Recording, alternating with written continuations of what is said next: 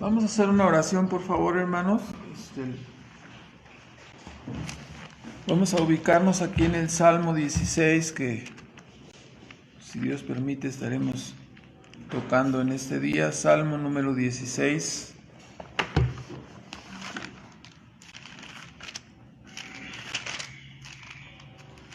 Y oremos, por favor, para dedicar este tiempo también a nuestro Dios. Nuestro Padre Celestial, damos las gracias por la bendición y la oportunidad de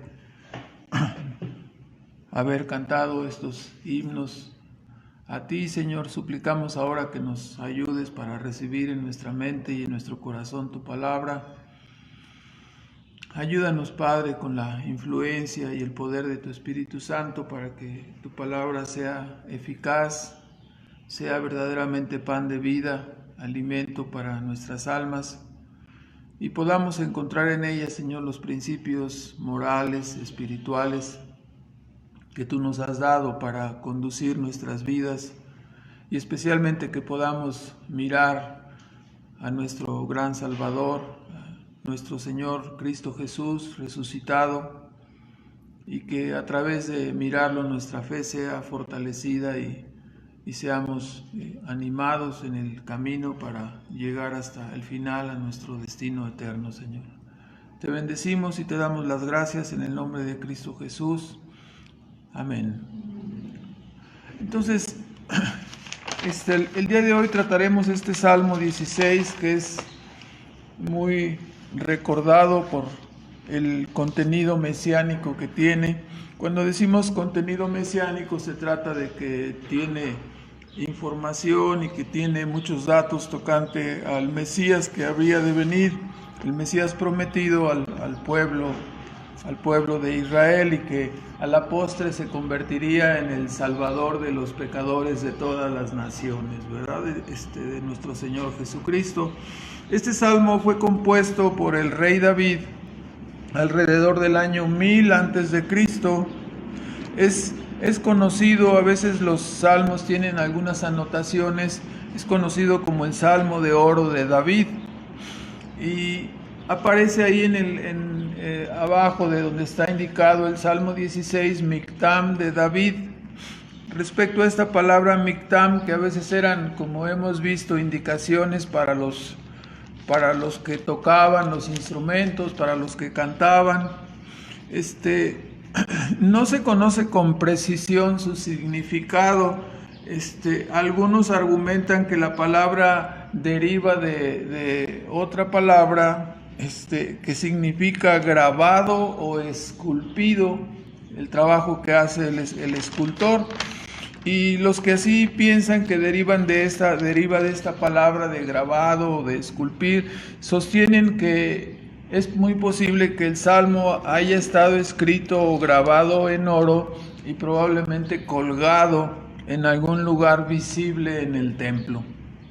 Otros entienden que la palabra Mictam procede de otra palabra parecida que quiere decir misterio, o algo escondido, algo que está oculto y que nadie puede entender, y entonces tan solo lo etiquetaron simplemente como Mictam de David, o como algo oculto, algo escondido aquí del salmista.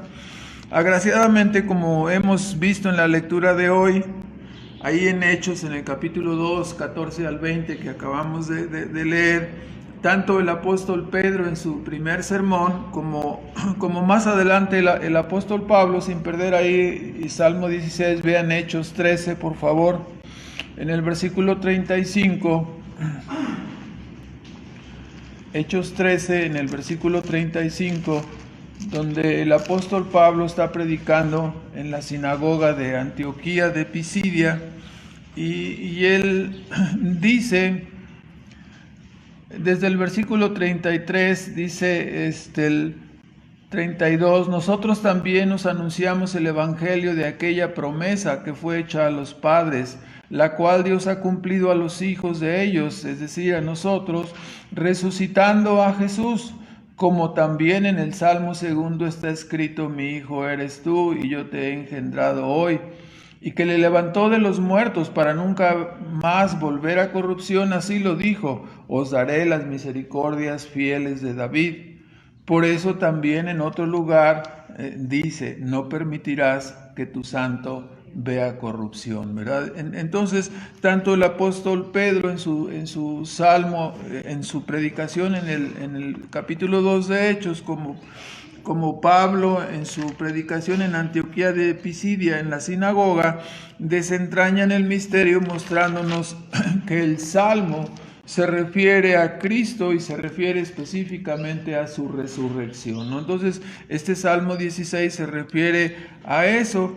Sin perder ahí, en el Salmo 16, vea 2 de Samuel, por favor, en el capítulo 23, al final de la 2 de Samuel casi, nos dice en el capítulo 23, versículo 1, estas son las palabras de David siendo profeta, ¿no? Y nos dice aquí, estas son las palabras de David. Dijo David, hijo de Isaí, dijo aquel varón que fue levantado alto, y fue levantado alto, puesto que él era un pastor de ovejas y fue convertido en un gran guerrero y finalmente en el rey de Israel, además de todo su ministerio como profeta. Ahora, el ungido del Dios de Jacob, el suave en cánticos de Israel. ¿Qué es lo que dice? Dice: el Espíritu de Jehová ha hablado por mí y su palabra ha sido en mi lengua, ¿no? Es decir, soy un profeta, es lo que está diciendo, ¿no? Y Dios me ha usado para hablar cosas que sucederían en el futuro. Así este salmo, escrito 1000 años antes de Cristo, nos habla ya como nosotros lo podemos ver con claridad meridiana de la resurrección de Cristo, ¿verdad? Que su alma no sería dejada en un estado, es lo que quiere decir la palabra Seol, lo que quiere decir la palabra del Nuevo Testamento Hades. Seol es la palabra usada en el Antiguo Testamento, Hades la palabra usada en el Nuevo Testamento, que quiere decir el estado de las almas sin cuerpo. Eso es lo que quiere decir esta palabra.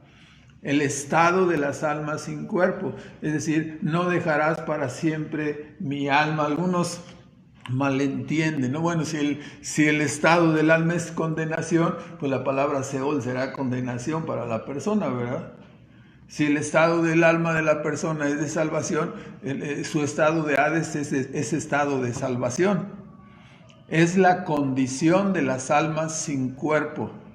Es lo que quiere decir Seol, lo que quiere decir Hades, ¿no? Entonces, cuando dice no dejarás mi alma en el Hades, aquí hay ya ven que casi no hay controversias, o sea, casi de todo hay controversias, ¿no?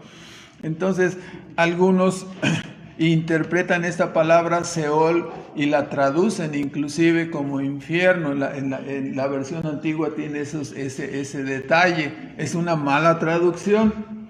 No dejarás mi alma en el infierno, ¿no? O sea, algunos se empeñan con mucho de pensar que Cristo dice a fuerzas ha de haber descendido al infierno, ¿no? Esa es una postura novedosa. La historia verdadera es que Cristo sufrió el infierno en la cruz del Calvario, ¿no? La oscuridad, ¿sí? El abandono de Dios, ese es el infierno, ¿no? Tengo sed, o sea, todas las marcas están ahí en la cruz. ¿Sí? No es específicamente, sino Él descendió al infierno. Algunas confesiones de fe católicas y algunas protestantes contienen esa parte, ¿no? El infierno lo padeció Cristo en la sustitución que hizo de nosotros en la cruz del Calvario, ¿no? Entonces, así que la traducción de no dejarás mi alma en el infierno no es correcta. La palabra Seol y Hades no es usada. A veces aún la palabra es traducida simplemente como sepultura, dependiendo el contexto, ¿no? Hay que estudiar siempre los contextos. Entonces, después de ese detalle, ¿no?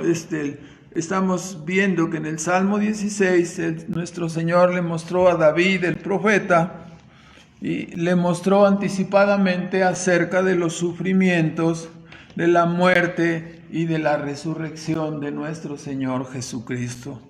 Así, en la versión arábiga y en la versión siriaca de este Salmo 16, el Salmo lleva el título Salmo sobre la resurrección de Cristo, ¿no? Ese es el título que lleva en estas versiones. Obviamente nosotros no usamos esas versiones, pero así corrobora el sentido de la interpretación, ¿no? Entonces veamos su contenido. En primer lugar, en el versículo 1 contiene una oración de fe, una oración de confianza en Dios. Guárdame, oh Dios, porque en ti he confiado. Y definitivamente esta es una expresión de confianza, es una oración, es una oración de alguien que confía en el Señor, de alguien que que ya conoce al Señor, cuya seguridad está en Dios mismo. Sí, porque como dice Pablo ahí en Hebreos, ¿no? Hebreos 11:6, el que se allega a Dios debe creer que Dios existe y que es galardonador de los que le buscan. Así que la petición de protección de parte de David, cuando dice guárdame, oh Dios, implica el reconocimiento de la existencia de varias cosas. Primero, la existencia de un Dios bondadoso que él conocía, ¿no? En segundo lugar, implica la existencia de una conciencia personal de su propia debilidad, una conciencia personal de su incapacidad para subsistir por sí mismo. Esa incapacidad y esa necesidad la hemos sentido cada uno de nosotros, de saber que si no estuviera Dios con nosotros, si nosotros no estuviésemos en el camino de Dios, estaríamos totalmente extraviados en este mundo de confusión, en este mundo de tinieblas. Y eso es lo que implica, ¿no? Guárdame. Implica también una conciencia, evidentemente, de la existencia de enemigos. Llámese el diablo, llámese enemigos físicos, llámese enemigos espirituales y terrenales. Cuando dice guárdame, oh Dios, porque en ti he confiado, está implicando también la conciencia que él tenía de que habitaba en un mundo caído, ¿no? En un mundo que le era adverso, en un mundo que no era neutral, que habitaba en medio de una nación rebelde, ¿no? La cual Dios mismo llamaba como semejante a Sodoma y semejante a Gomorra, ¿no? Implica también la frase completa, ¿no? Guárdame porque en ti he confiado. Implica que él ya ha tenido una experiencia previa en oración delante de Dios, ¿verdad? No es su primera oración, Dios ya le había escuchado y por lo tanto dice, guárdame, yo en ti he confiado, ¿no? Está implicando que siempre ha sido el trayecto que él sigue. Y esta expresión y oración no es de un novato, sino que es de un hombre experimentado en el arte de la oración. Desde su primera expresión se coloca en las bondadosas manos de Dios, ¿no? Guárdame porque tú eres mi refugio, guárdame porque tú eres mi lugar de protección. Acudo a ti porque ese es el lugar donde yo he sido preservado, donde yo he sido consolado, ¿no? Entonces su oración implica todas estas cosas. Guárdame porque en ti he confiado, ¿no? Ahora, aparece aquí, detrás, o sea, este salmo tiene que ser visto necesariamente como una perspectiva de referido a David y referido específicamente también a Cristo. Y después de eso tenemos que derivar las instrucciones para nosotros. Ahora, podemos ver a Cristo orando, ¿no? Detrás de esta súplica del rey David. Y podemos verlo orando en su vida terrena a nuestro Señor Jesús, a nuestro Salvador, ¿no? Sí, usted puede imaginar cómo oraba. Tenemos varios ejemplos, muchos ejemplos de cómo oraba Cristo. Algunos identifican algunas porciones de este pasaje con su oración en Getsemaní, aunque, bueno, difícilmente algunos textos coincidirían, ¿no? Especialmente los versículos que hablan del gozo y la alegría al final del Salmo. Pero definitivamente podemos ver a Cristo orando en su ministerio terrenal. Vea usted, por ejemplo, en Juan 12, en el versículo 27, cuando a veces oramos y decimos, guárdame porque en ti he confiado. Pero esta palabra, guárdame, tiene un sentido, ¿no? De que nosotros tenemos confianza en lo que Dios ha determinado para nosotros. Esto quiere decir, por ejemplo, cuando encontramos a Jesús después de la entrada triunfal en Jerusalén, en el capítulo 12 del Evangelio de Juan, en el versículo 27, escuchamos, ¿no? Como dice Jesús, ahora está turbada mi alma. O sea, se encontraba en un estado de estrés, de abatimiento, de turbación. ¿Y qué voy a decir? Dice, ¿qué diré? Padre, sálvame de esta hora. O sea, la oración, guárdame porque en ti he confiado, no implica, ¿no? Ni en el caso de David, ni en el caso de Jesús, ni debe implicar tampoco en el caso nuestro de que nosotros procuremos quitar la cruz que está puesta para nosotros. En el versículo 27 dice, ¿qué diré? Está turbada mi alma, ¿no? Porque a veces decimos, no, es que me siento muy angustiado y desesperado y deprimido y quiero que este problema se termine. Guárdame, sálvame de esto. Bueno, uno está pensando que a lo mejor eso sería lo más prudente.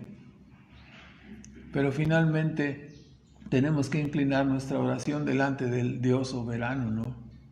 Guárdame, es decir, cumple tu voluntad, ¿no? Como Cristo dice, ¿qué voy a decir? Aquí estoy turbado. ¿Y qué voy a decir? ¿Voy a pedir acaso, Padre, sálvame de esta hora? Si para esto he venido. Entonces, podemos encontrar, ¿no? Que esta petición es en realidad una petición de fortaleza para enfrentar el obstáculo o la circunstancia que estamos viviendo, ¿no? Sea la cruz, sea lo que nos toque. En realidad estamos diciendo cuando oramos no que queremos quitar lo que Dios quiere de nuestra vida, sino que queremos que nos dé fortaleza para resistir y para cumplir la voluntad de Él, ¿verdad? Eso es lo que más debe apurarnos, ¿sí? Cumplir su voluntad. Sea hecha tu voluntad. ¿Sí? Si usted lleva sus pensamientos a la oración, cuando Cristo enseñó el Padre Nuestro a los discípulos, ¿qué es lo que dice? Enséñanos a pedir para que las cosas sean hechas como nosotros queremos. No es así, ¿verdad? La oración dice, Padre Nuestro, sea hecha ¿qué? Tu voluntad, no la mía. Un creyente es alguien que ha entendido que la voluntad de Dios es lo mejor para cada uno de nosotros. ¿Sí? Un creyente verdadero ha entendido que jamás pedirá que se hagan las cosas como yo digo, que suceda lo que yo quiero. O sea, debemos de tener mucho cuidado de no estar pidiendo así, de no usar la oración de esa manera, ¿no? Como un cheque en blanco, dicen algunos, ¿no? No es un cheque en blanco. La oración está diseñada para que nosotros roguemos para que sea hecha ¿qué? ¿Qué pediría usted? Usted ya conoce la palabra, usted ya conoce a Dios, usted ha conocido el perdón de pecados en Cristo Jesús. ¿Cuál sería su oración? Padre, te ruego que ya lo pensé bien y quiero que hagas esto por mí. ¿Sería una buena oración? No. Si tú ya entiendes que el consejo de Dios es sabio, entonces, ¿qué sería lo que pediríamos? Que no sea hecha mi voluntad respecto de este asunto ni de ningún asunto, sino que sea hecha ¿qué? Tu voluntad, ¿verdad? Guárdame, me encomiendo a ti, en ti está mi alma. Guárdame porque en ti he confiado. Yo sé que lo que tú has determinado, no importa que en su momento me parezca a mí bueno, estresante o difícil, lo que tú has determinado para mí en mi vida, eso haz. ¿Sí? Solo fortaléceme para que yo pueda caminar en obediencia en medio de cualquiera que sea esta circunstancia, ¿no? Que sea hecha tu voluntad y no la mía. Entonces, si nuestro Señor Jesucristo, siendo santo, justo, impecable, oró para ser fortalecido en su labor, en el proyecto de la redención, podemos preguntarnos cuánto más nosotros, débiles e imperfectos seguidores, hemos de orar continuamente, ¿no? Para decir, Señor, guárdame, guárdame, no me vaya yo a salir del camino, ¿no? Ustedes saben, bueno, algunos de ustedes saben, creo que la mayoría, algunos de los textos favoritos desde Génesis hasta Apocalipsis, ¿no? Pero algunos de ellos donde dice, te pondré en un camino, ¿sí? Donde ni el más torpe, ni el más tonto se extraviaría, ¿no? Ese pasaje me gusta porque como me conozco, yo sé que puedo salirme en cualquier momento del camino, ¿no? Entonces, si Dios me pone en un camino tan especial que ni el más tonto puede salirse, ahí yo me apunto, ¿verdad? Sí, para no fallar. Hermanos, muchas personas a la hora de la prueba y a la hora de la dificultad se refugian en sus obras, se refugian en su poder, se refugian en su dinero, se refugian en otros hombres, en familiares, en amigos. Pero ¿qué escuchamos aquí? Guárdame porque en ti he confiado. Providencialmente cantamos, ¿no? El Salmo 91, el que habita al abrigo del Altísimo. Ahí es el lugar correcto, ¿no? Morará siempre, ¿no? Bajo la sombra del Omnipotente. Él te guardará, Él te protegerá, evitará todo mal, evitará que tú te enfermes, evitará que tú te fractures de la pierna derecha, si es que así ha sido. No, sucederán muchas cosas en tu vida, pero en todas ellas el Señor te está guardando, ¿no? Ahora, en segundo lugar, encontramos después de este versículo 1, de esta oración, de esta expresión de esta oración pidiendo protección. En segundo lugar, vemos desde el versículo 2 hasta el versículo 4 una confesión del Dios verdadero, ¿no? En contraste con los ídolos. Este pasaje, este Salmo 16 es especialmente difícil de trazar en sus divisiones, ¿no? Entonces, especialmente aquí yo estoy trazando esta división partiendo de la traducción del versículo 2 en la versión antigua, el cual quiero que ustedes escuchen, ¿no? O sea, la versión 60 dice, dijiste, oh alma mía, Jehová, ¿sí? No hay para mí bien fuera de ti, ¿no? Esa es la traducción de la versión 60. La versión antigua traduce, dijiste, oh alma mía, Jehová, ¿sí? Tú eres el Señor, mi bien a ti no aprovecha. Esa es una traducción más literal, que concuerda más con el contexto del Salmo. Yo he confiado en ti, tú eres mi Señor, y yo como creyente ya he llegado a la comprensión y ya he entendido que quien necesita de ti soy yo, ¿sí? Que yo no te puedo dar nada, ¿no? Salvo en una iglesia de corte antropocéntrico, salvo en una iglesia de corte humanista, usted puede entender, ¿no? Que el pensamiento completo de la Biblia es teocéntrico, no es antropocéntrico. La Biblia no es la historia de lo que el hombre puede hacer por Dios, ¿no? La Biblia no es la historia de lo que el hombre ha hecho para controlar y para manejar el asunto de la divinidad, no. La Biblia es la revelación de la palabra de Dios. La Biblia es la revelación de Dios mismo a los hombres, como su dueño soberano, como su creador, como el Señor de sus vidas. Y cada hombre que verdaderamente sigue a Dios debe entender bien en su mente y en su corazón que nosotros no podemos darle nada a Dios, que Dios no nos necesita. Ese es el punto aquí. Es una confesión del Dios verdadero en contraste con los ídolos, ¿no? Si tú dices al Dios verdadero, necesito ir a limpiarle de las moscas que se le paran ahí porque no puede hacer nada él, o de la imagen que tienen que estar cambiando o remozando, o si no estamos, dicen en la iglesia común, estamos muy felices porque se llevaron el Cristo roto para repararlo, ¿no? Sí, usted puede circular de aquí al Penal y encontrará en algunos días una camioneta ahí en el barrio, en el poblado de San José el Alto, ¿sí? Donde con letras grandes, bastante mal hechas por cierto, pero dice ahí, se arreglan niños dioses, ¿no? Entonces usted puede comprender lo que estamos diciendo, ¿no?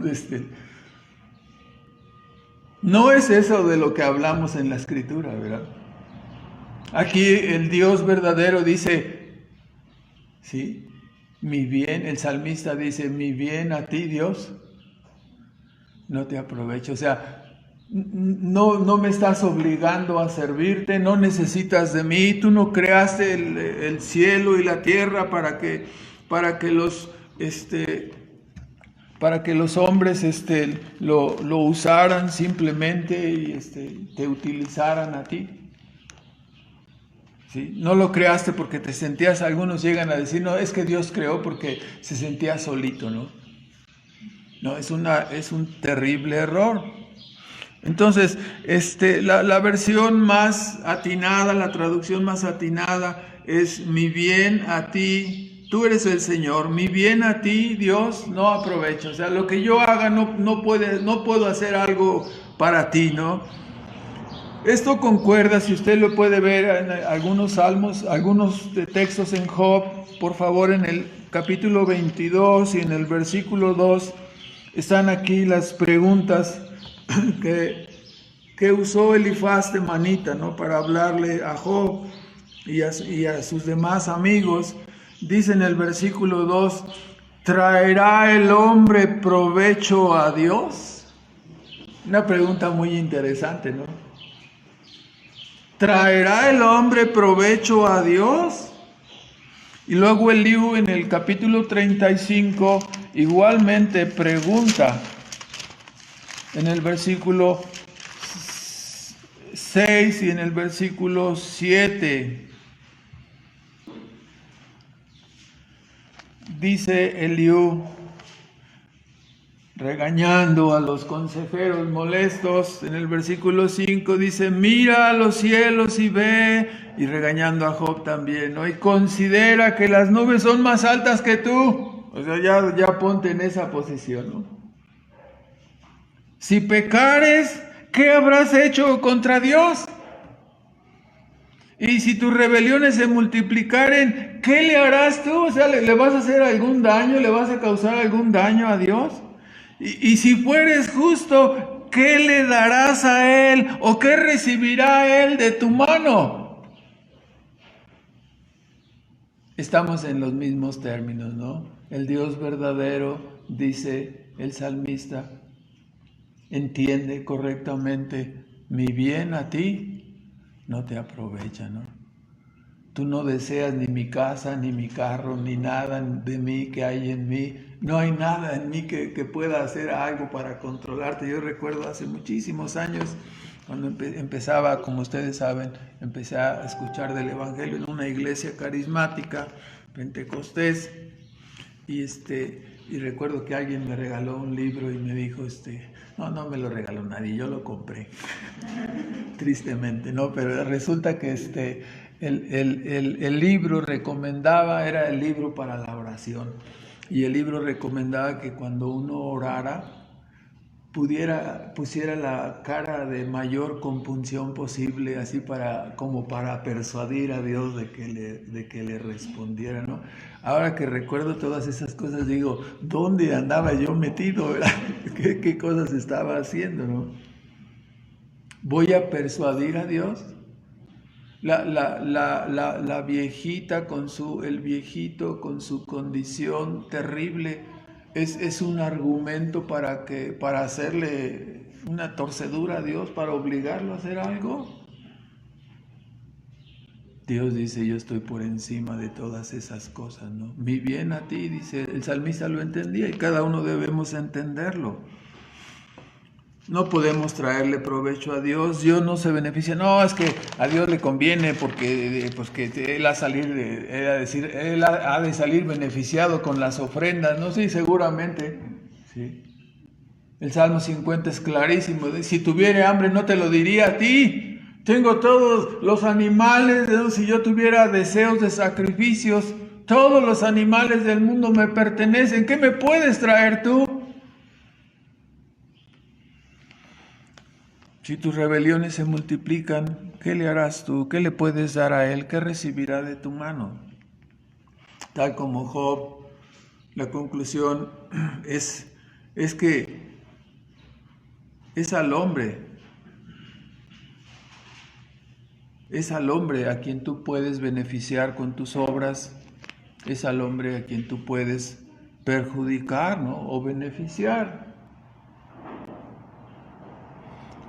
O sea, Dios está por encima de todo ello. Usted puede encontrar en el Hechos 17 un comentario similar, cuando el apóstol Pablo predicaba y decía él que el Dios que hizo los cielos y la tierra no habita en templos hechos de manos de hombre.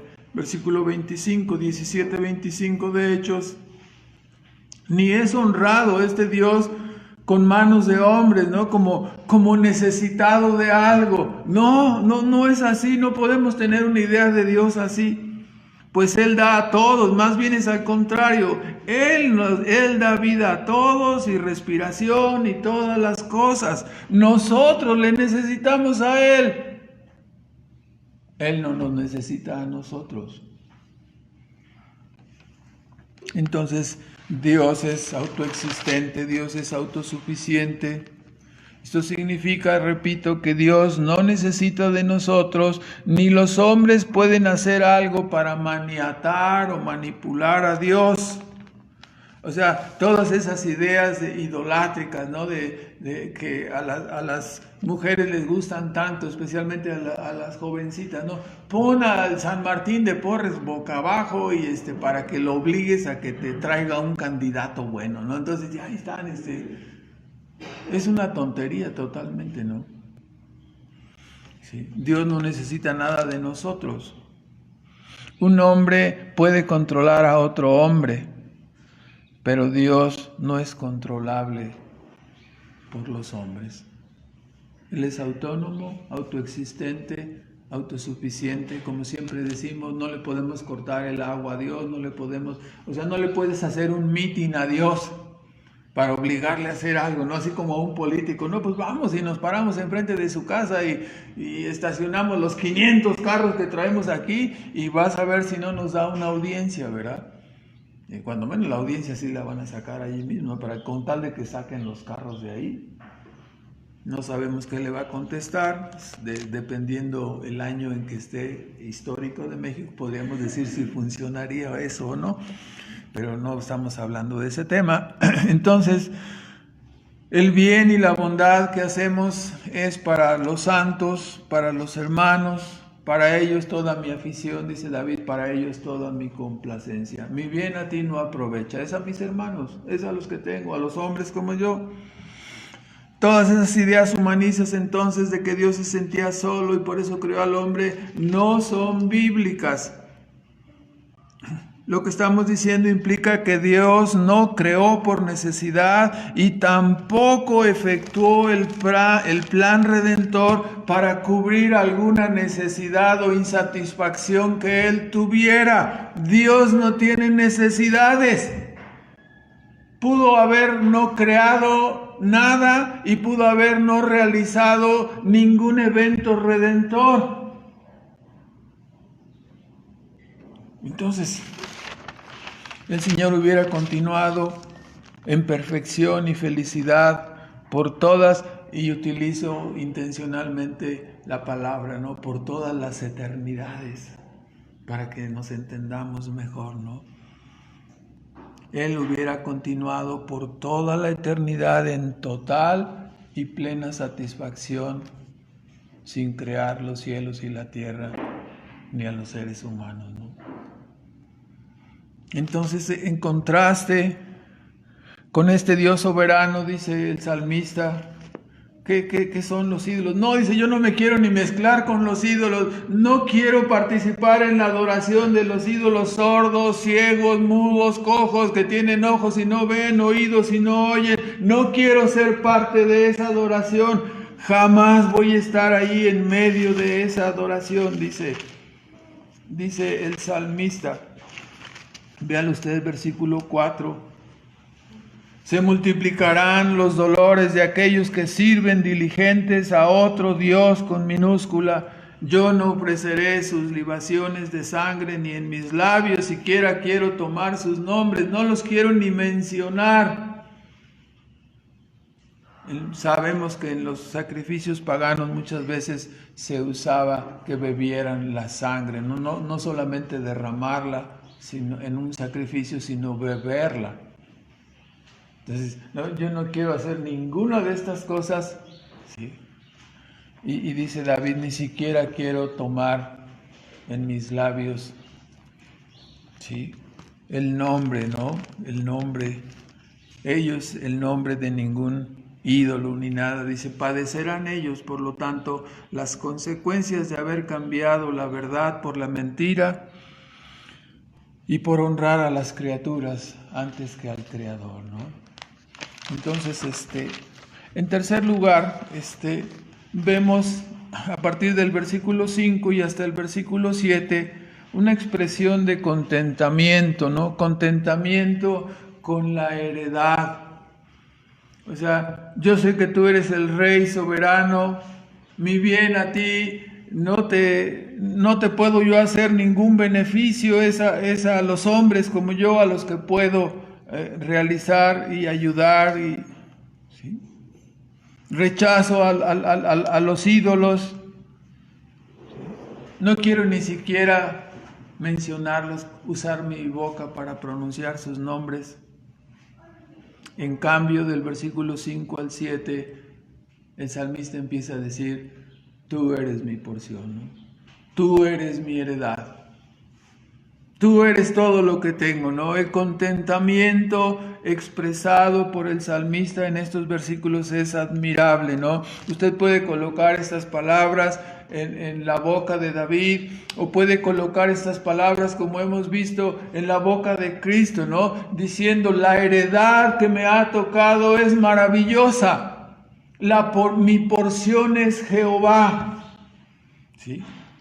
Y yo espero que cada uno pueda tomar eso para sí mismo y decir, la heredad que Dios me ha dado, la historia de vida que Dios me ha dado, todo lo que yo soy, estoy contento y feliz con lo que Dios ha hecho con mi propia vida. No tengo nada que reclamarle a Dios, no tengo nada que decirle a Él.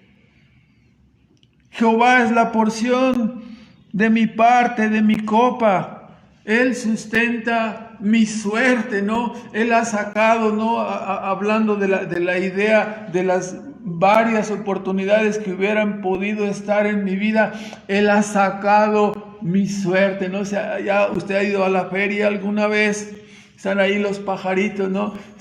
Tiene un montón de papelitos y agarran al animalito y agarra dice, Jehová ha sacado lo que ha sucedido en mi vida.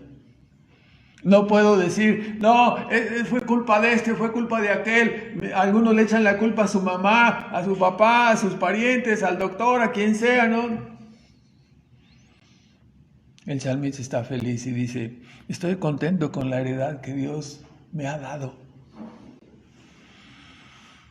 De acuerdo con la historia, vean Números 18:20, por favor. Números 18:20. Cuando el Señor entregó la tierra prometida y se distribuyó la tierra, dice que Jehová dijo a Aarón, a la tribu de Leví, ¿no? Jehová dijo a Aarón, 18:20 de Números, de la tierra de ellos no tendrás heredad, no te va a tocar nada, ni unas cuantas hectáreas, nada. Ni entre ellos tendrás parte. Eso es algo que han de haber sentido un poquito bochornoso al principio, ¿no? Que lo escucharon.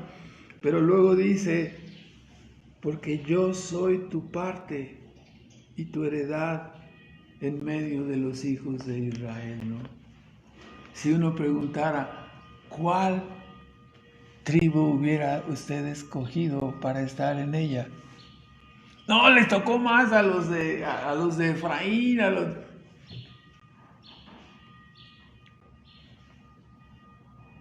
los de Leví. Dice, yo soy la porción de ustedes. Jehová es la porción, no te va a faltar a ti nada. Yo soy tu porción, te dice el Señor, ¿no? Eso es algo verdaderamente maravilloso. Dice ahí en Deuteronomio 18, aplicando el mismo concepto, ¿no? Los sacerdotes levitas, toda la tribu de Leví, dice Moisés, no tendrán parte ni heredad con Israel. De las ofrendas encendidas a Jehová y de la heredad de él comerán. No tendrán pues heredad entre sus hermanos. Jehová es su heredad, como él les ha dicho.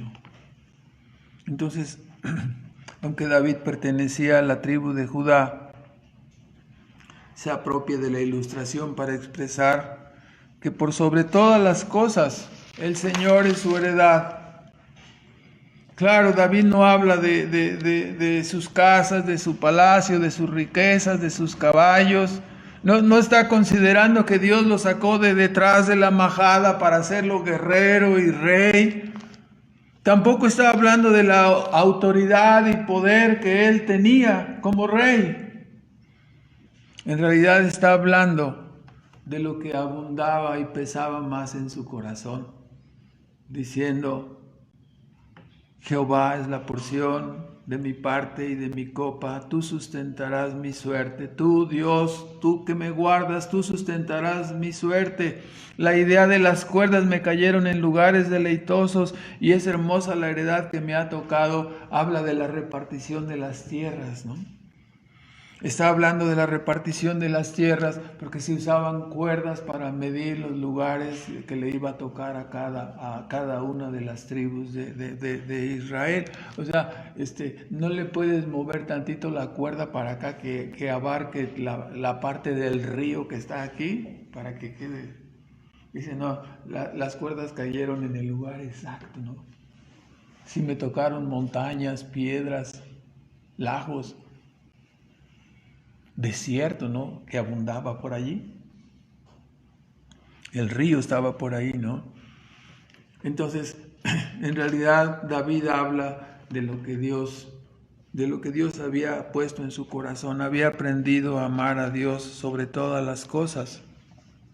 Hermanos, siempre se dice, ¿no? Cuando tú amas el dinero, cuando tú amas las cosas materiales, sí, estas cosas se van a alejar de ti, ¿no? Dios las va a quitar de ti. Si tú amas a Dios, todas las cosas te serán dadas, ¿no? Como una añadidura. No tendrás de qué preocuparte. ¿Me explico? Pero si estás, como dicen en el mundo, ¿no? Si estás persiguiendo la chuleta, si estás persiguiendo el dinero, si estás persiguiendo, no te vas a olvidar de Dios, ¿no? Pon a Dios en primer lugar y todas las demás cosas, ¿sí? Ocuparán el lugar adecuado, ¿no? Aquí escuchamos a David, está poniendo delante lo que él más aprecia sobre todas las cosas. ¿Qué es lo que más aprecia? Ser un creyente, ser un hijo de Dios, que el Señor, quien sea el que saque su suerte, no pide dame esto, dame aquello. Usted le recuerda, ¿no? Ahí está ese muchachito que llevó a llevarle la comida a sus hermanos, ¿no? Y oye a ese hombre despiadado, a ese gigante, diciendo, ¿no? Y ofendiendo. No le estaba ofendiendo a él. Dijo, ¿cómo puede hablar este incircunciso contra el Dios viviente? ¿Qué hay que hacer? Llévenme delante del rey porque yo voy a enfrentar a este incircunciso. No puede venir y ofender al ejército del Dios vivo. Él no estaba pensando, oye, pero pesa 300 kilos, quién sabe cuánto pesaría este hombre, ¿no? Él dice, no, está ofendiendo al Dios viviente. Se amaba al Señor, ¿verdad? Amaba al Señor. Entonces, como estamos diciendo, se supone que los territorios otorgados y repartidos como heredad eran medidos y señalados con cuerdas, así que el acomodo de cuerdas para mi vida es correcto, es hermoso lo que Dios me ha dado para mi vida, ¿no? Es lo que está diciendo David. Él es mi porción, no me importa tener un reino más grande, más territorios. El Señor es mi heredad. Pero David, hay otras naciones que conquistan y se expanden y el Señor es mi porción, el Señor es mi heredad. El asunto se torna en el versículo 7 en un profundo agradecimiento diciendo, bendeciré. Es hermosa la heredad que me ha tocado, por lo tanto bendeciré a Jehová que me aconseja. Aún en las noches me enseñan mis riñones. La idea en la antigüedad era que la parte central de nuestro organismo, ¿no? Los riñones, toda esta parte central, era donde estaba el depósito del alma, de los pensamientos. Entonces por eso dice, me enseñan mis riñones, ¿no? Es decir, no había todo lo que se ha descubierto ahora sobre cómo funciona el cerebro y todo lo demás, ¿no? Ahora, desemboca en un corazón dispuesto a bendecir a Dios, bendeciré a Jehová que me aconseja, ¿no? Al momento, hermanos, de quitar a David y considerar a la persona más preciosa que ha pisado la faz de la tierra, nuestro Señor Jesucristo, y usted pone estas palabras ahora en sus labios, considerando su humillación, considerando su encarnación, considerando cómo no escatimó a Dios como algo a que aferrarse, sino que lo dejó atrás y vino y tomó una naturaleza humana para vivir una vida entre una familia no acomodada, una familia con necesidades, siendo Dios, no permanecer en el anonimato 30 años sin recibir ningún reconocimiento, vamos a decirlo de esta manera. Todo su preparación, el desarrollo de su ministerio, comienza a predicar, es anunciado, es rechazado, es menospreciado, es enjuiciado y acaba siendo condenado y crucificado y muerto. Entonces cuando le oímos repetir las mismas palabras que repitió David, ¿no? Esta es la heredad que me ha tocado y bendigo a Dios por la heredad que me ha tocado. No tengo ninguna queja. Estaré en medio de hombres que parecen animales que deberían tributarme honor y gloria y vengo para ser castigado, menospreciado, lapidado, pero no, estoy contento con la heredad que me ha tocado, feliz con venir a hacer esa obra redentora aquí en la tierra, para salvar a los pecadores. Lo oímos repetir una vez más en la mente, en el corazón de Cristo, en sus labios, declarando, ¿sí? En medio de la oposición, desde la cruz del Calvario, en sus pensamientos, Jehová es la porción de mi parte y de mi copa. Tú sustentarás mi suerte. Las cuerdas me cayeron en lugares deleitosos y es hermosa la heredad que me ha tocado. Los latigazos y todo lo demás que conocemos, ¿no? Bendeciré a Jehová que me aconseja, aún en las noches me enseñan mis riñones. Le debemos repetir en voz de David, pero es maravilloso escucharlo en la voz de nuestro Señor Jesucristo, ¿no? Venir a realizar la redención para salvar a los pecadores.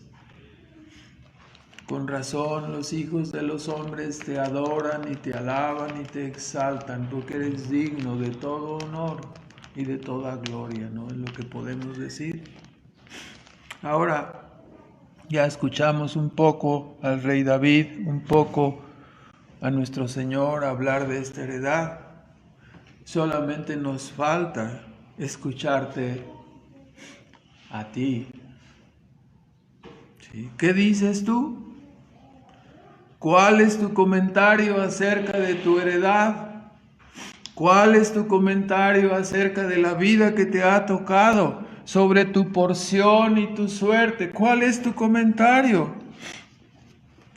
Espero que no vayas a salir discutiendo con Dios. Ten cuidado, porque he oído que Dios es santo. He oído que es todopoderoso. Y también he escuchado que Él no admite reclamaciones. ¿Me explico? Nadie puede discutir con Él. ¿Tú qué piensas acerca de tu vida y de la heredad que te ha tocado? ¿Comenzarás a decirle o serás acaso de esas personas que ya están haciendo su lista? No, cuando esté yo delante de Dios le voy a decir sus cosas y le voy a decir que aquí... O sea, imagínense ustedes, ¿no? ¿Qué idea tienen de Dios? Todas las imágenes que la Escritura transmite es que los cielos de los cielos no le pueden contener, ni tampoco el universo, ¿no? Los pecadores estando delante de Él no pueden decir más que pedirle a las piedras, no escondernos de la gloria de este Dios maravilloso. No podemos estar delante de Él. Su santidad nos aplasta. Hemos hablado de esta palabra en esta semana en las clases que hemos tenido, ¿no? O sea, la grandeza de Dios nos aplasta, ¿verdad? Espero pues que no vayamos a querer estar haciendo listas para discutir con Dios, porque Él no admite, ¿no? ¿Cómo podrás? ¿Quieres tú discutir? Le recomiendo que vuelva a leer el libro de Job, ¿no? El libro de Job, dice, ya una vez hablé, pero ¿qué dijo Job? Ya no voy a volver a hablar, ya me voy a quedar callado, mejor tú habla y yo escucho para poder aprender. ¿Sí? Hablé tontamente, inútilmente, ¿no? Como cuántas veces ha sucedido con nosotros. Escuchemos lo que el Señor dice, ¿no? El Salmo termina desde el versículo 8 hasta el 11, señalando el camino de la fe como el secreto de la victoria, ¿no? Este no es nuevo para nosotros, ¿no? En la Escritura, en el Nuevo Testamento, dice que Cristo, por el gozo puesto, la esperanza puesta delante de Él, soportó todas las cosas, ¿no? Hermanos, el camino de la fe es maravilloso. Siempre es necesario levantar nuestros ojos, siempre es necesario siempre decimos ilustraciones semejantes, o sea, los animalitos andan con su cabeza agacha, ¿no? ¿Hacia dónde miran los animales? Hacia el suelo, hacia la tierra, ¿verdad? Y los hombres podemos mirar hacia el cielo. No somos iguales que los animales, ¿verdad? Estamos hechos a imagen y semejanza de Dios, señoreamos, tenemos cierta soberanía en nosotros mismos, cierta grandeza, entre comillas, ¿no? Y siempre debemos mirar hacia lo que Dios desea de nuestras vidas, sostenernos como mirándole a Él, sostenernos mirando sus promesas, contentándonos con la heredad que nos ha tocado y teniendo grande gozo y grande esperanza que cuando salgamos de este mundo entraremos. Lo que podemos leer es increíble, hermanos, léalo, dice: yo he puesto a Jehová siempre delante de mí, ¿sí? Lo veo siempre, porque está a mi diestra, así me sostengo. Ninguno de nosotros ha pasado todas las atrocidades y pruebas que atravesó nuestro Señor Jesucristo.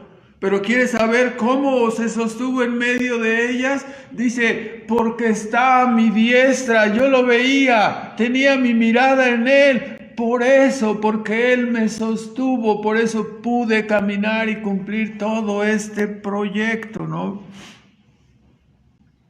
Porque está a mi diestra, no seré conmovido. Se alegró mi corazón y se gozó mi gloria. Y entiendo, ¿no? Es uno de los eventos más terribles que nos va a tocar atravesar.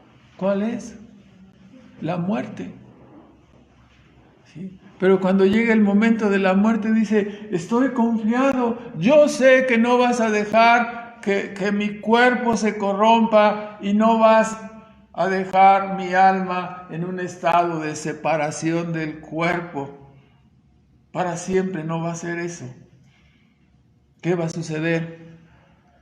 Me darás la vida, o sea, me resucitarás. Cristo estaba hablando de su muerte.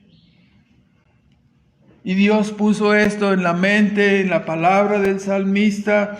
Y dice: no dejarás mi alma en el Seol, traducido aquí como sepulcro. No dejarás mi alma así vagando en la nada, ¿no? Ni tampoco permitirás, en este caso, que tu santo vea corrupción, ¿no? Que mi cuerpo se corrompa. Dice: me mostrarás la senda de la vida. Hartura de alegrías hay contigo, ¿no? Con tu rostro, y deleites a tu diestra para siempre, ¿no? Entonces podemos escucharlo, aunque sea la parte más difícil, sin menospreciar los tiempos de prueba. La parte más difícil que tenemos que enfrentar es a la salida de este mundo, lo que llamamos muerte, ¿no? La separación. Pero no solo en este evento de la muerte, en el que tendremos que enfrentar, sin tocar en ese momento la manera en que nos tocará terminar. Pudiera ser viral, pudiera ser algo traumático, ¿no? Doloroso, un accidente, pudiera ser una enfermedad, pudiera ser tortura, no sabemos. Pero el hecho de tener que esperar también, ¿no? No solo la muerte, pero el hecho de tener que esperar hasta el tiempo que recuperemos nuestro cuerpo, ¿no? Gracias a Dios no estaremos desnudos. Gracias a Dios estaremos cubiertos, ¿sí? Con la justicia de Cristo. Y aguardaremos hasta el tiempo del Señor para recuperar nuestro cuerpo, ¿verdad? Ahora, por boca de David, y más concretamente por el ejemplo de Cristo, vemos lo que sucederá al momento de nuestra muerte, ¿no? Nuestro cuerpo, ¿sí?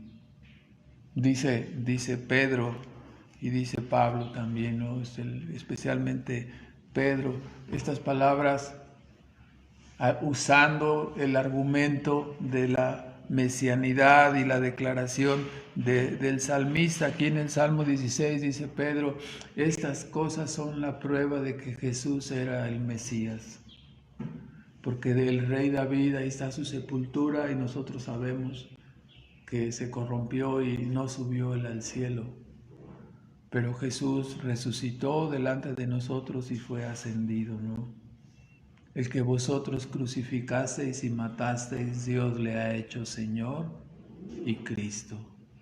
Dice que cuando oyeron esto y lo comprendieron, fueron compungidos de corazón, ¿no? Humillados, conducidos al arrepentimiento, al entender estas cosas. Entonces, vemos en la vida, la obra, la muerte, la resurrección de Cristo, podemos ver con esperanza nuestra muerte y nuestra resurrección futura, ¿no? Porque le miramos a Él, porque miramos su obra, porque miramos lo que pasó en Él. No fue hecho esto en un lugar escondido donde nadie lo hubiera podido saber. Ha quedado testificado en la palabra y nuestro destino está unido con Él. Todos los que creemos en Cristo seremos igualmente resucitados.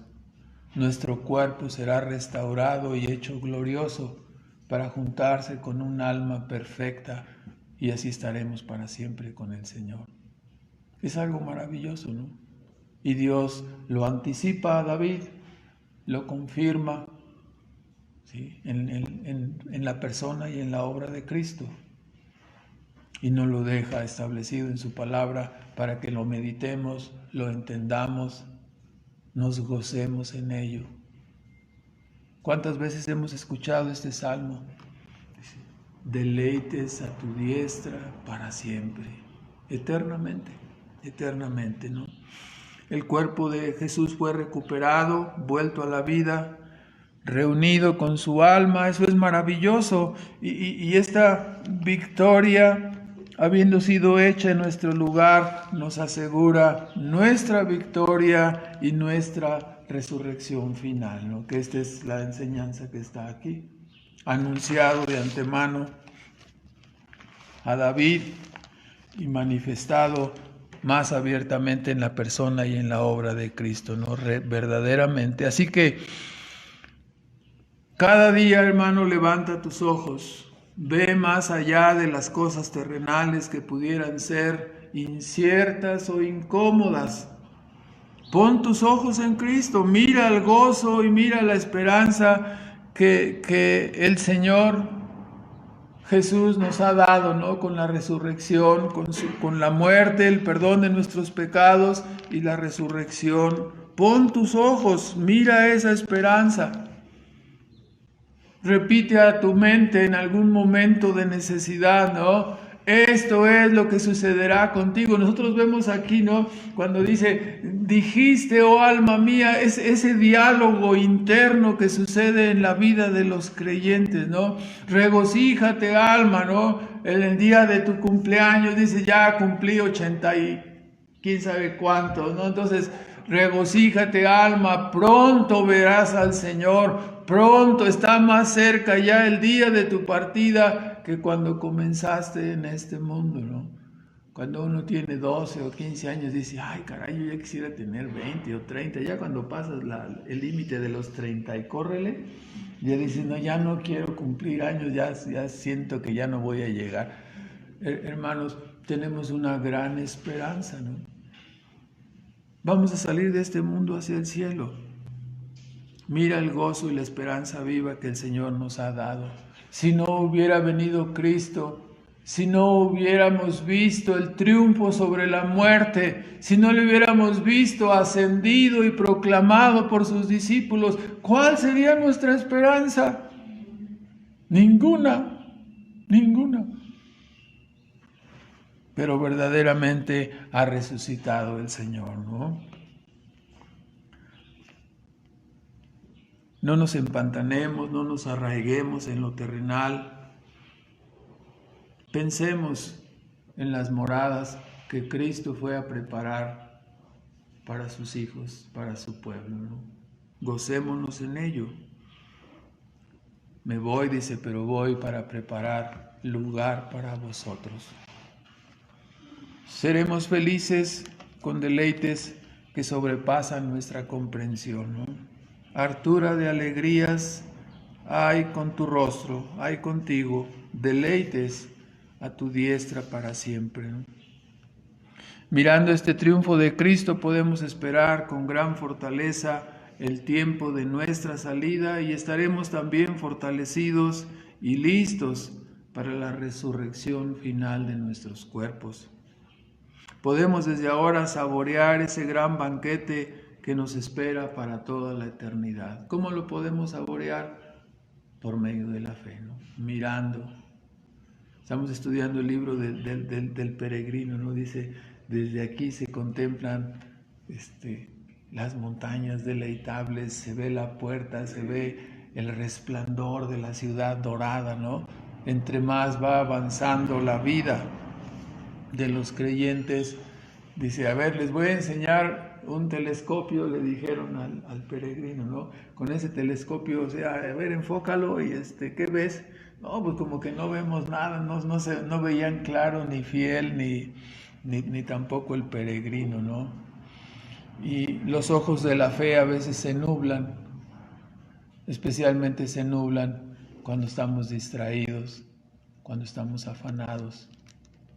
Entonces nos ganan las batallas terrenales y oscurecen nuestros ojos de la fe. Tenemos una esperanza maravillosa y teniendo una esperanza estamos viendo las algarrobas aquí de las que se alimentan los marranos y estamos queriendo comer eso. Levantemos nuestros ojos, hermanos. Nuestra esperanza es maravillosa. ¿Sí? Gozo, delicias a su diestra para siempre, ¿no? Entonces podemos desde ahora saborear ese banquete que nos espera. Somos, como dijo Pablo, no más que vencedores juntamente con Cristo. Seremos guiados personalmente, ¿no? Me mostrarás la senda de la vida. El Señor mismo nos la ha mostrado, ¿no? El Señor mismo la ha caminado para que nosotros vayamos en pos de Él confiados. ¿Cuál fue el final de la persona y la obra de nuestro Señor Jesucristo? ¿Cuál fue el final? Resucitado y ascendido y sentado a la diestra del Padre, ¿no? Y juntamente con Él estaremos todos los que creemos en Él, todos los que hemos confiado en Él. Esa es nuestra línea, ese es nuestro destino, seguimos sus pisadas, ¿no? Terminamos haciendo unos comentarios. En primer lugar, es un gran honor, hermanos, y un privilegio que este maravilloso Dios autoexistente y autosuficiente nos haya concedido el privilegio de conocerle y poder adorarle. Es algo maravilloso que nos haya concedido el privilegio de conocerle y adorarle a través de su amado Hijo, nuestro Salvador, Jesucristo.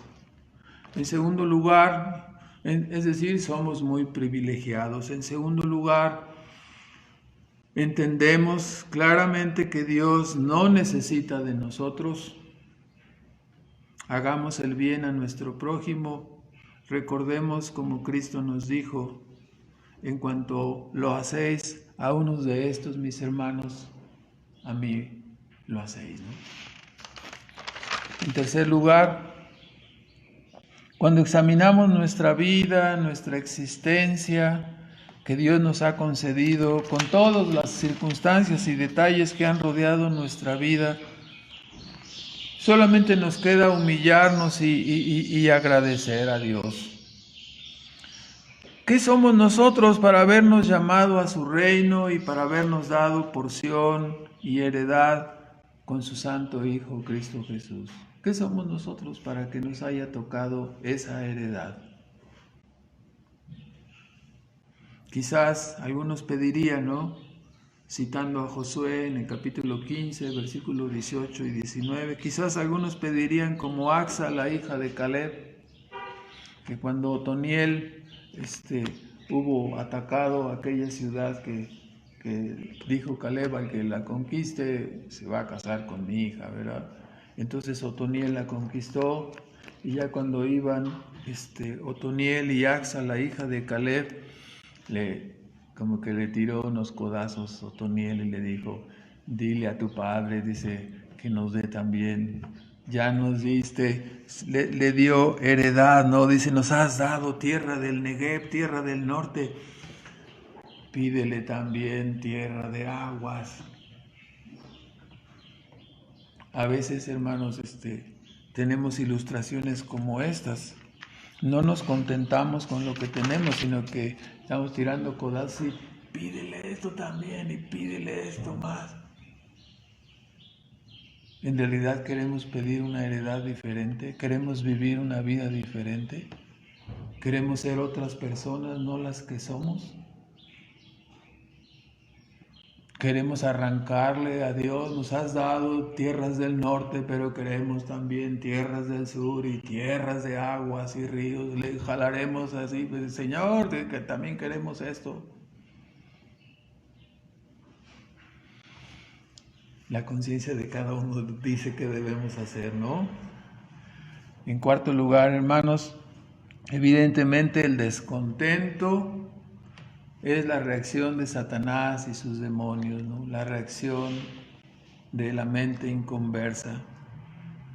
Y hemos de decir que no es nada agradable escuchar a uno que dice ser perdonado y reconciliado con Dios por la gracia divina, que comience a quejarse por su suerte, por su porción, por lo que le ha tocado vivir, por lo que ha atravesado. ¿Hubieras hecho tú mejor el reparto?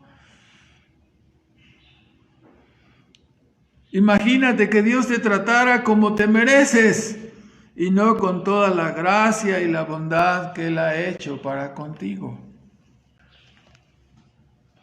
De seguro algunos rebeldes pensarán: yo hubiera querido tener otro físico, otra casa, otra cuenta bancaria.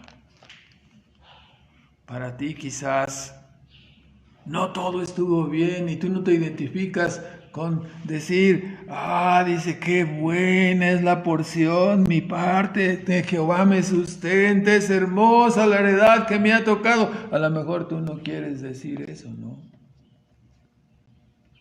Quizás eres de los que llevan una gran lista, ¿no?, para presentarla a Dios como cosas malas o reclamaciones que están listos para hacerle a Dios. Cuando esté delante de Él, le voy a decir, y aquí traigo escrito. De una vez te advierto que lleves también una lista exhaustiva de tus pecados, porque saldrán a la luz y tú quizás ni siquiera te acuerdes de ellos, y cuando Dios te redarguya quizás ni siquiera te acuerdes dónde dejaste tu lista de reclamaciones, ¿verdad? No habrá lugar para eso, ¿no? En quinto lugar, qué cosas y qué paradojas vemos aquí. Mientras los santos usan la noche, ¿no?, para ser enseñados por Dios, dicen: la noche me enseña mi conciencia las lecciones, las cosas que tú me das en tu palabra, ¿no? Y otros usan el mismo espacio de tiempo para perderse en la vanidad de este mundo, en sus pecados, ¿no?, para encubrir sus malos procederes. Todo quedará manifiesto, ¿no? Todo se aclarará. En sexto lugar, leemos en Hebreos 12, en el versículo 1 al 3, después de todo el capítulo de los héroes llamados así de la fe, dice: por tanto nosotros, teniendo en derredor toda esta grande nube de testigos, dejando todo el peso del pecado que nos asedia, que nos rodea, corramos con paciencia la carrera que nos es propuesta. Tomemos nuestra heredad, ¿no? Corramos con paciencia, puestos los ojos en nuestro maravilloso autor y consumador de la fe, ¿no? Viendo su historia y viendo su resurrección, su vida perfecta. pensando siempre, ¿no? Ahí está mi heredad, ahí está mi victoria, así saldré yo de este mundo, ese es mi destino, esa es mi herencia, esa es mi porción. Teniendo ese pensamiento, ¿no? Por el gozo, dice que habiéndole sido propuesto, Cristo fue capaz, ¿no? Sufrió la cruz, menospreció la vergüenza y se sentó a la diestra del trono de Dios. Reduzcan esto en sus pensamientos, dice Pablo, reducid pues a vuestro pensamiento este ejemplo a aquel que sufrió tal contradicción de pecadores contra sí mismos, para que no os fatiguéis en vuestros ánimos desmayando. ¿Sí? Para que no os fatiguéis y comiences a tirar coces y manazos y gritos y sombrerazos en tu trayectoria al cielo, ¿no? ¿Qué cosa, no? Gritos, sombrerazos, pataleos, pucheros. Un niño hace eso, ¿verdad? Pero el Señor nos dice, mira el gozo propuesto, ¿no? Mira tu herencia, mira lo que ha tocado para ti. Para que no te fatigues en tu ánimo y no te desmayes, ¿no?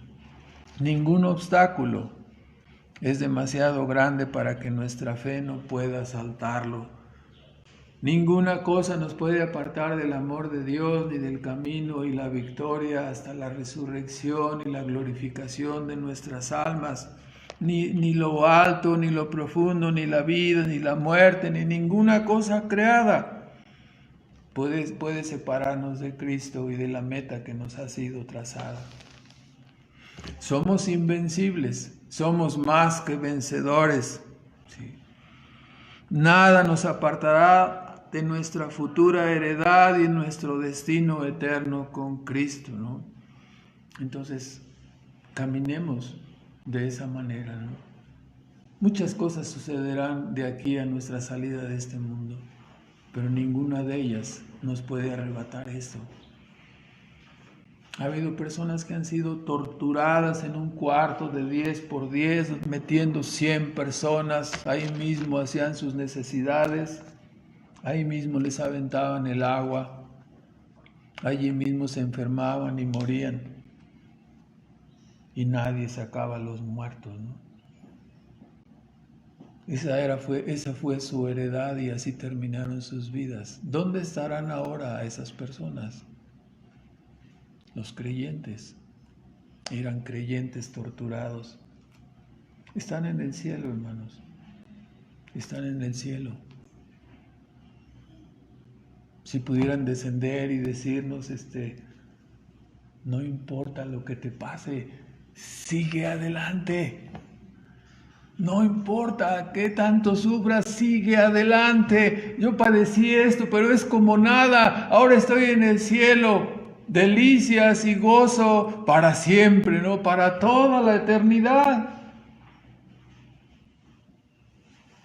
Entonces, pues tengamos ánimo, ¿no? El camino de la fe puesto delante de nosotros ya ha sido caminado por nuestro Salvador. Mirar su victoria sobre la muerte, sobre el pecado y sobre el diablo es mirar también nuestra propia victoria, ¿no?